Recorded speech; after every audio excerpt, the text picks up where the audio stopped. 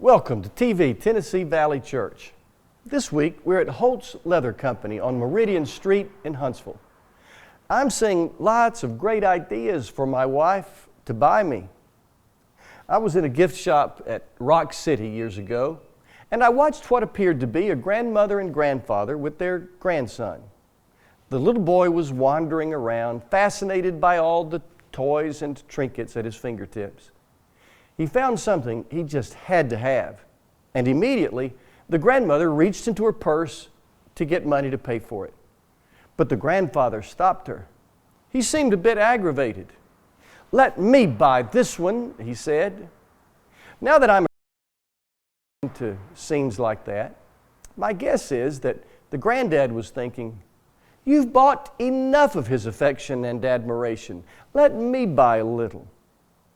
We read in Micah chapter 6 about some people who wanted to buy God's approval, and they wondered out loud how much it would take to buy it.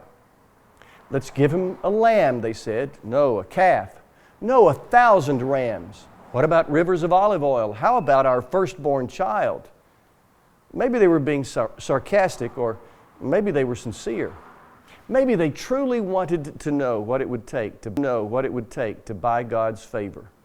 Micah, however, said both to his original audience and to us, "You know better than that. God is not looking for grandstanding. He's not into showy, splashy, and sensational. God is looking for substance."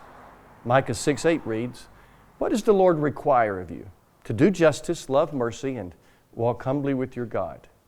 Let's look at all three of those.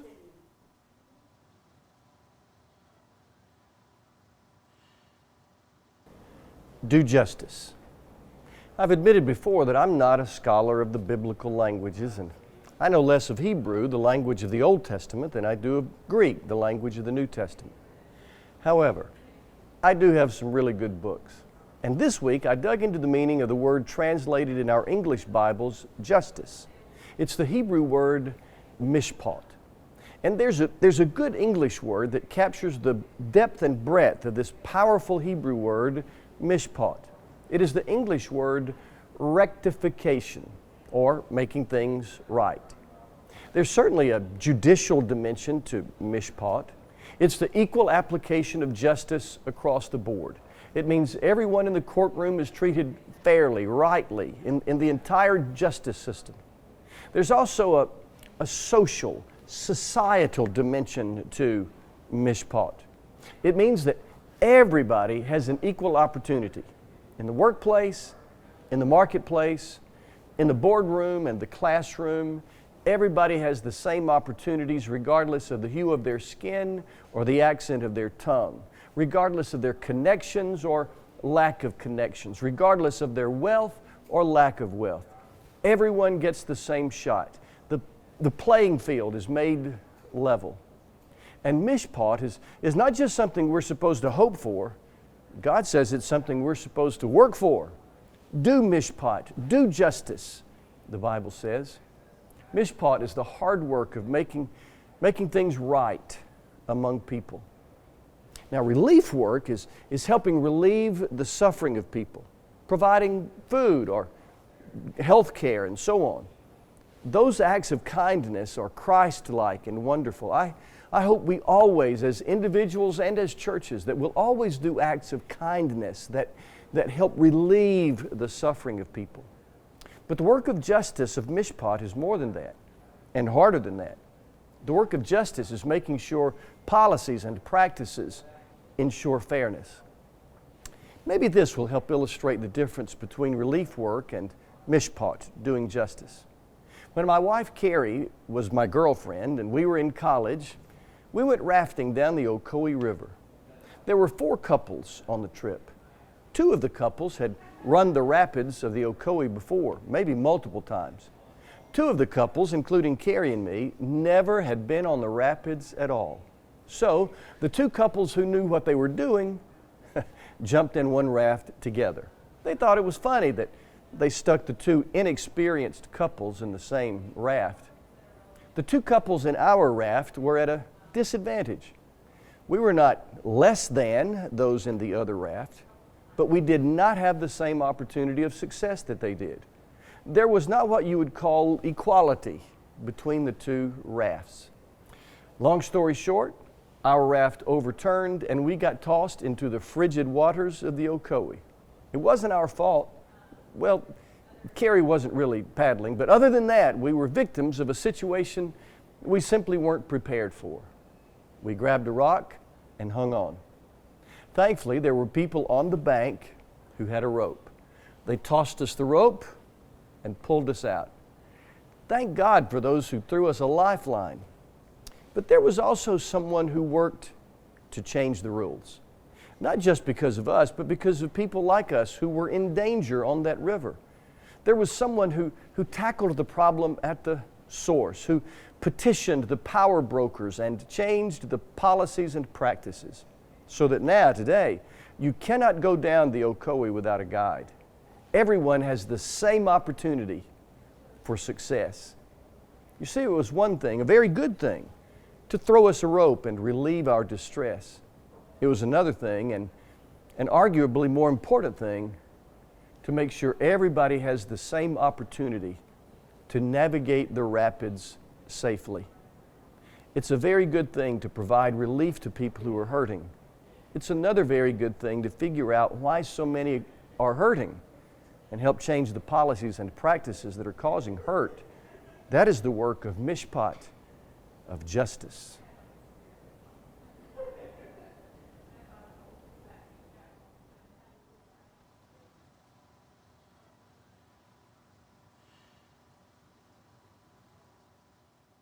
So do justice, and second, love mercy. The Hebrew word that's translated mercy here may also be translated as faithful, undeserved love. It also means compassion or tenderness. In God's economy, there are judgment and mercy. And in God's economy, the scales tip toward mercy. That's what James 2:13 says. Mercy triumphs over judgment. But how does mercy triumph over judgment in, everyday life? Well, here's an example. One day, Kristen Prasad, our minister to kids and families, and their son, Tiernan, were driving south from Virginia when they were passed by someone driving fast enough to have been considered reckless. Now, I know what I think when someone passes me like that. Something like, knucklehead, I hope the police are up there to pull him or her over. But when the car sped past Kristen and their son Tiernan, then 22 years old, said, "The lady in that car must be in labor." My first response to that situation tends to be judgment. Tiernan's first response was mercy. Maybe, Tiernan thought, maybe there's more to the story. Maybe they're not speeding out of recklessness or entitlement. Maybe there's a woman in that car about to have a baby. Now that's mercy trumping judgment. So what if you and I were to see in the news feed on our phones that someone has been shot in a drug deal gone bad? What's our first response? Instead of thinking first, he probably deserved it, maybe we could choose to think first, his family must be brokenhearted and I wonder how he ended up in that situation. Or what if it's someone whose choices about lifestyle or sexuality or beliefs differ from our own? For many of us, our first response is judgment. But what if we would choose to respond first with mercy? Mercy remembers that everyone bears the image of God and is loved deeply by Him. Mercy remembers that we never know the whole story. Mercy gives people the benefit of the doubt. Mercy gives second and third chances. Mercy is not freedom from consequences. Mercy does not exempt people from, protect people from, or always even rescue people from the consequences of bad behavior. But mercy tempers our tendency to judge people quickly. Mercy without truth is sentimentalism. But truth without mercy is legalism. Let's love mercy. In a few minutes, I'm going to be back to talk about that third and important phrase, walk humbly with God. Great is thy faithfulness, O God, my Father. There is no shadow of turning with thee. Thou changest not thy compassions, they fail not. As thou hast been, thou forever will be. Great is thy faithfulness. Great is thy faithfulness. Morning by morning, new mercies I see. All I have needed, thy hand hath provided. Great is thy faithfulness, Lord, unto me. Pardon for sin and a peace that endureth. Thine own dear presence to cheer and to guide. Strength for today and bright hope for tomorrow. Blessings all mine with 10,000 beside. Great is thy faithfulness. Great is thy faithfulness. Morning by morning, new mercies I see. All I have needed, thy hand hath provided. Great is thy faithfulness, Lord, unto me. Great is thy faithfulness. Great is thy faithfulness. Morning by morning, new mercies I see. All I have needed, thy hand hath provided. Great is thy faithfulness, Lord, unto me.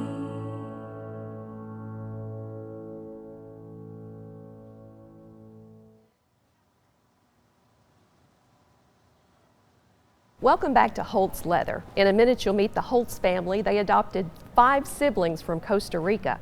But first, the adoption process can be overwhelming, and that's where Lifeline can help.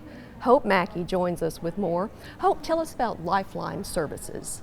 Lifeline Children's Services exists to help support and come alongside the local church to bring the love of Christ to vulnerable children or children from hard places. We do that through adoption ministry, pregnancy ministry, even helping restore the family through foster care and global orphan care, and even education and counseling. But with the Holtz specifically, it would be through international adoption. And why is international adoption so important now? Well, with the pandemic and the cease of travel in closed countries, we have a lot of children who are vulnerable and in need of families who are willing to take that risk and to go internationally and bring them home to a forever family where they can learn about the love of Christ. And now that countries are opening back and the need for even older children is just on the horizon with all the issues that we're facing with human trafficking and other things. And so international adoption is really an area we're trying to see grow in the future. And you actually had the privilege of being the caseworker when the Holtz family started their adoption process. I did. They first came to us expressing their desire to adopt. We didn't know at the time it would be 5 children, but it's been an exciting journey to watch them be faithful each step of the process. Rick and Colleen Holtz had 6 children, biological children, then decided to adopt 5 children from Costa Rica. What led to that process? Those things never really develop overnight. It's really a lifetime and a lifetime of seeking the Lord that the Lord just kind of worked on my heart. Now, Colleen, she was the complete opposite. I wanted to since I was 13. So. And I was, that was part of our agreement when we got married. But it's kind of one of those things like, well, will that really materialize or not? And then over the course of my life, God really worked on my heart and brought me to a point where my yes was on the table. And then you have 11 children. How does that work at your house? It is fun and crazy, and I just tell people it's a lot of food and a lot of dirt. It's an adventure. Every day's an adventure. Every day there's something new or some breakthrough or it's a lot of fun. I think it's extremely critical for adoption to really have a relational time with your spouse and really delegating that time and setting that time aside, the time that Colleen and I can connect. We can talk about problems that she's experiencing or things that she's seeing in the kids that are developing that we need to be proactive about. Remember, parenting, you're actively engaged in shaping their heart for the Lord and helping them walk that out. And so that time as a couple together where we can talk through those things, we can find out what her struggles are and my struggles are. And we try to make sure we have family dinner time. Every night, if it's not our date night, we are eating at the table together, so that's important. We do a fun thing around our table, which has been really good for getting all the kids to open up, is we go around to every single kid and they get to say one good thing that happened that day, one bad thing that happened that day, or one funny thing. And we've just made that a tradition, and we let different kids lead it across the table. But the table is a place that it's laughter, it's fun, it's cooking, there's cooking beforehand, and there's dancing in the kitchen, and it's lively, and it's connecting, it's making eye contact with our children, it's embracing them. All of those moments are part of the parenting process of shaping their heart. What would you say to a family who's considering adoption? Do it. Absolutely, do it. It doesn't only change the child, it changes you. And the whole family. Yeah. And it's hard, but I mean, it's so rewarding. So rewarding that you all are looking at possibly doing it again. Oh, absolutely. I would do it again in a heartbeat. In a heartbeat, I'd do it again. And I mean, if we took a vote for all the kids would raise their hand and say yes. It's been really neat too, as we've brought our adopted children into the house. I remember asking them early on, would you ever consider adopting, or would you want a large family? And most of them didn't want a large family or didn't really want to think about adoption. They weren't sure. You ask any of our children now, they all are like, I want a large family and I want to adopt. It's like they just have seen the love that comes from it. And you guys have done such a great job with your story on your site, holtzleather.com. Want to send people there to learn more about you and your family. Thank you. Thank you so much. You're welcome. Thank you. With what shall I come before the Lord and bow down before the exalted God? Shall I come before him with burnt offerings, with calves a year old? Will the Lord be pleased with thousands of rams, with 10,000 rivers of olive oil? Shall I offer my firstborn for my transgression, the fruit of my body for the sin of my soul? He has shown you, O mortal, what is good. And what does the Lord require of you? To act justly, to love mercy, and to walk humbly with your God. How much do I owe you? Said the husband to his wife, for standing beside me through the hard years of my life. Shall I bring you diamonds? Shall I buy you fur? Say the word and it's yours. And the wife said, I won't take less than your love, sweet love. No, I won't take less than your love. All the riches of the world will never be enough, and I won't take less than your love.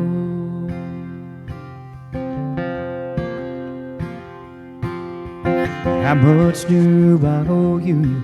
To the mother said the son, for all that you've taught me in the days that I was young. Shall I bring expensive blankets to cast upon your bed, and a pillow for to rest your weary head? And the mother said, I won't take less than your love, sweet love. No, I won't take less than your love. All the comforts of the world will never be enough. I won't take less than your love.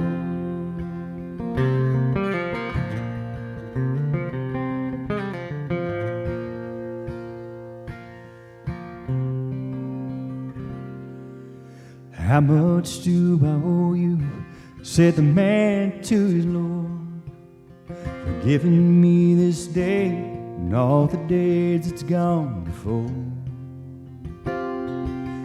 Shall I build a temple? Shall I make a sacrifice? Tell me, Lord, and I will pay the price. And the Lord said, I won't take less than your love, sweet love. No, I won't take less than your love. All the treasures of the world will never be enough, and I won't take less. No, I won't take less than your love, sweet love. No, I won't take less than your love. All the treasures of the world will never be enough, and I won't take less than your love. No, I won't take less than your love.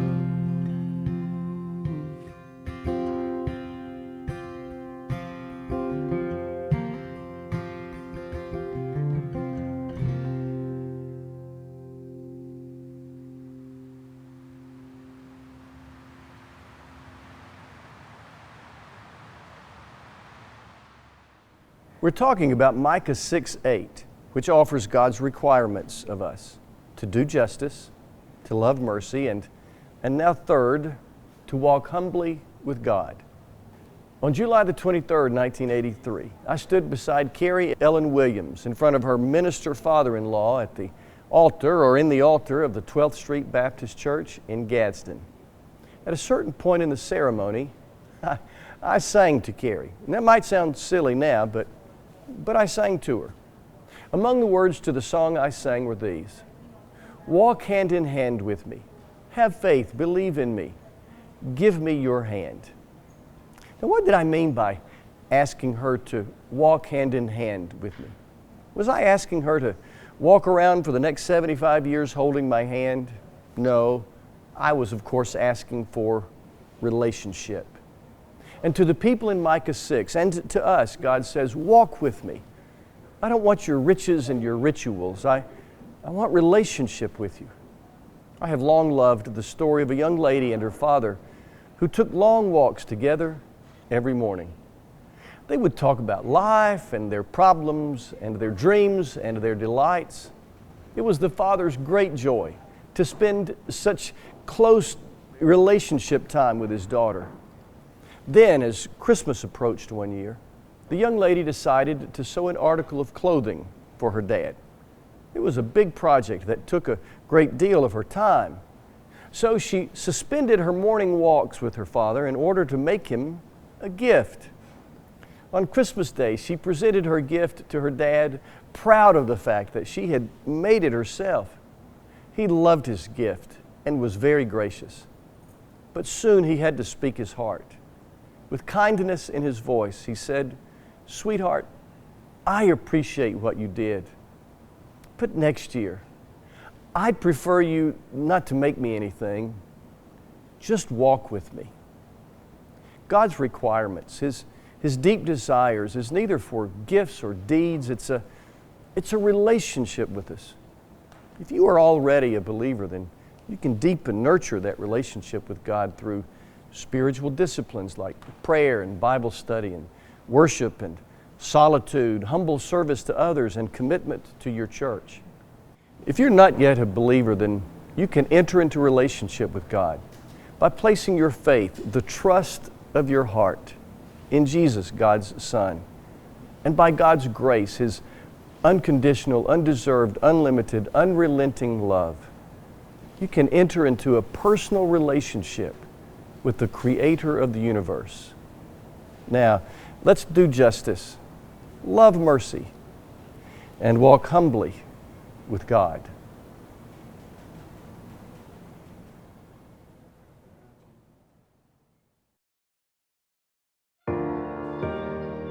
Tennessee Valley Church means church has left the building, so has membership. Here's what I mean. You might be feeling a need or maybe even a call from God to be part of our church family in a more tangible way.